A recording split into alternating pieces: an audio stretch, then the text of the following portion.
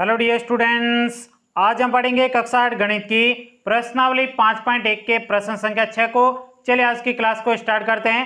तो देखिएगा प्रश्न संख्या 6 में कहा है दिए गए प्रतिरूप का उपयोग करते हुए लुप्त संख्याओं को प्राप्त कीजिए। यहाँ पे आपको एक प्रतिरूप दिया गया है, इस प्रतिरूप में जो आपके लुप्त संख्या है उनको आपको प्राप्त करना है। देखिएगा साथियों प्रश्न आपके बहुत ही ज्यादा सरल है। तो आइएगा सबसे पहले मैं आपको समझा देता हूं कि इस जो आपके पैटर्न दिए गए इसमें पैटर्न क्या है और एक स्थान में क्या आने वाला है। तो आइएगा सबसे पहले मैं आपको यहाँ पे रफ पेज में समझा देता हूं और उसके बाद में हम इस प्रश्न को बहुत ही सरल तरीके से समझने वाले। तो देखिएगा सबसे पहले यहाँ पे क्या लिखा हुआ है, एक लिखा हुआ है। एक में आपको जोड़ना है एक, तो कितना हो जाएगा दो। तो यहाँ पे एक का स्क्वायर प्लस आपके दो का स्क्वायर। अब इन दोनों को गुणा करना है, एक और दो का गुणा करेंगे तो आपके दो हो जाएगा, दो का स्क्वायर हो जाएगा और उसके बाद में इसमें एक जोड़ देना है। दो के बाद में क्या आता है तीन, तो यहाँ पे तीन का स्क्वायर हो जाएगा। बहुत ही सिंपल है। उसी प्रकार से यहाँ पे क्या लिखा हुआ दो, दो का स्क्वायर किया, दो के बाद में क्या था तीन, तीन का स्क्वायर कर दिया। उसके बाद में इन दोनों का गुणा करना है, दो और तीन का गुणा करेंगे कितना हो जाएगा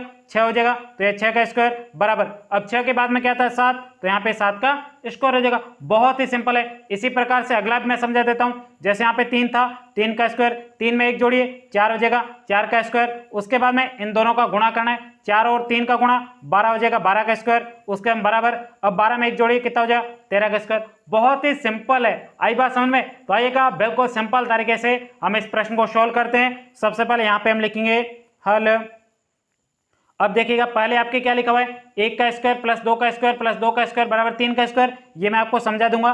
सबसे पहले देखिएगा एक का स्क्वायर, अब क्या करना है एक के बाद में क्या आता है दो आता है, तो यहाँ पे दो का स्क्वायर प्लस आपके, अब इन दोनों का गुणा करना है, एक और दो का गुणा दो स्क्वायर बराबर, अब दो में एक जोड़ो कितना हो जाएगा तीन का स्क्वायर। बहुत सिंपल है। इसी प्रकार से अब यहाँ पे दो है, दो का स्क्वायर, दो में एक जोड़ो तीन का स्क्वायर प्लस आपके इन दोनों का गुणा कर दो, दो और तीन का गुणा छह हो जाएगा, छह का स्क्वायर। उसके बराबर छह के बाद में संख्या कौन सी है सात, तो ये सात का स्क्वायर। कितना इजी प्रश्न है, चलेगा। अब देखो यहाँ पे तीन का स्क्वायर, उसके बाद तीन में एक जोड़ो चार हो जाएगा, चार का स्क्वायर। अब इन दोनों का गुणा कर दो, तीन और चार का गुणा बारह का स्क्वायर। उसके बाद बराबर बारह के बाद में क्या था तेरह, तो ये तेरह का स्क्वायर। बहुत इजी प्रश्न है। अब तीन के बाद में यहाँ पे चार है, चार का स्क्वायर। उसके बाद चार के बाद में पाँच का स्क्वायर। उसके बाद में इन दोनों का गुणा करो, चार और पाँच का गुणा चार पंजे बीस का स्क्वायर बराबर, बीस के बाद में क्या था इक्कीस, तो ये आपके इक्कीस का स्क्वायर हो जाए। कितना इजी प्रश्न है। चार के बाद में देखो क्या है पाँच, तो ये पाँच का स्क्वायर प्लस आपके पाँच के बाद में छः, तो ये छः का स्क्वायर